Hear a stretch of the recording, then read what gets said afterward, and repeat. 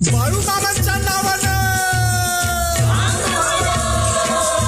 बाळूमामांच्या नावानं चांग भलं.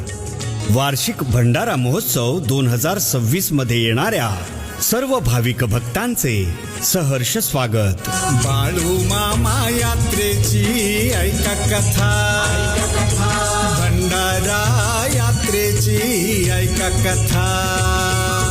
दिनांक 15 मार्च 2026 रोजी जागर व पहाटे 4 वाजता श्री कृष्णात डोने वाघापूरकर यांच्या वाणीतून जगाचं पुस्तक वाचलं जाणार, म्हणजेच भाकणूक होणार.